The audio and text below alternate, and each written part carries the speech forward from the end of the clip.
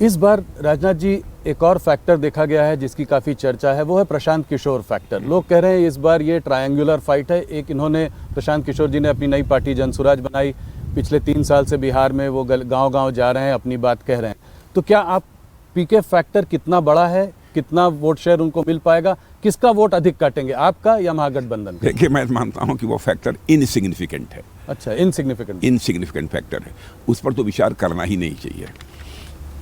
देखिए, लंबे समय तक अपने मतों का प्रयोग करते करते अब इस देश की जनता राजनीतिक दृष्टि से काफ़ी जागरूक हो चुकी है। अब इस बात को अच्छी तरह समझती है कि कौन वोट काटने के लिए खड़ा है जी। और कौन सरकार बनाने के लिए खड़ा है। इस आधार पर अपने मतों का फैसला करती है वो। तो आप मानते हैं कि वो सिर्फ महज वोट काटने के लिए खड़े हैं, ऐसा जनता समझती है? हाँ, जनता समझती है।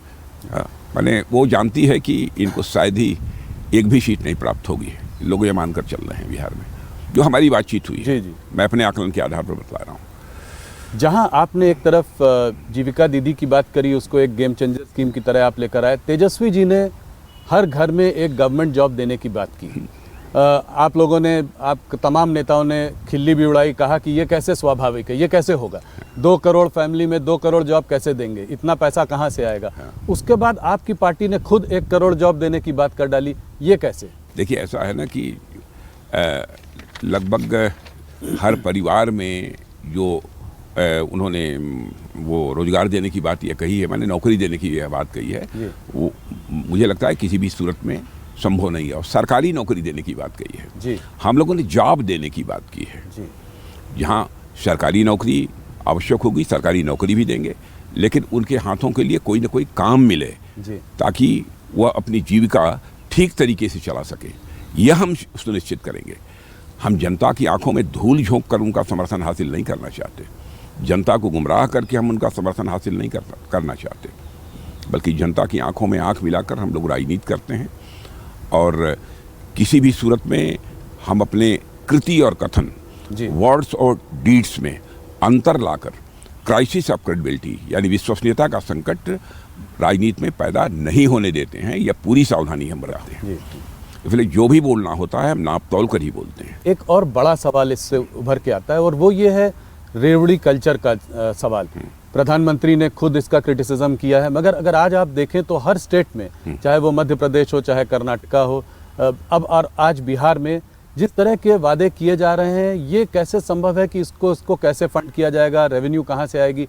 आप लोग भी बिजली मुफ्त प्रॉमिस कर रहे हैं। आपने कहा है 1 करोड़ 40 लाख महिलाओं को आपने ऑलरेडी 10,000 रुपये दे दिया है, कहा है आगे और पैसा देंगे, 2 लाख तक जाने की बात है। तो ये सब पैसा कहाँ से आएगा? देखिए, जो भी हम लोग घोषणाएं करते हैं बहुत सोच समझकर और एक वेल कैलकुलेटेड फिगर ये होती है जी। कि राज्य के विकास के लिए क्या आवश्यक है, क्या आवश्यक नहीं है। इस बात को ध्यान में रखकर ही हम लोग करते हैं।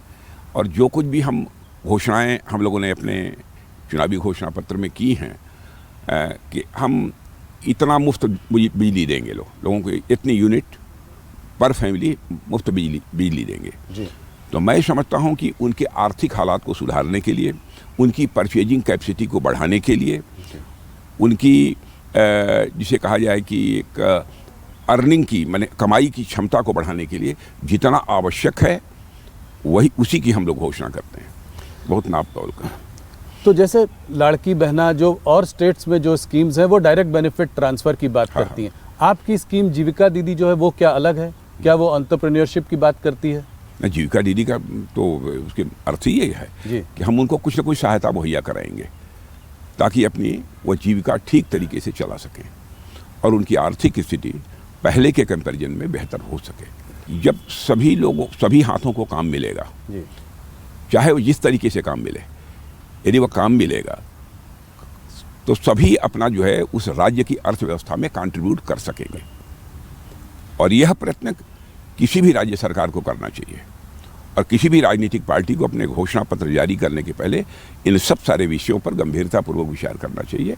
ये बहुत ही सोच समझकर, नाप तौल कर ही हम लोगों ने घोषणा की है। अब जैसे प्रधानमंत्री किसान सम्मान निधि के अंतर्गत 6,000 रुपये प्रतिवर्ष हम किसानों को मुहैया करा रहे हैं। आप किसानों से पूछिए, इसका सीधा लाभ उनको हुआ है?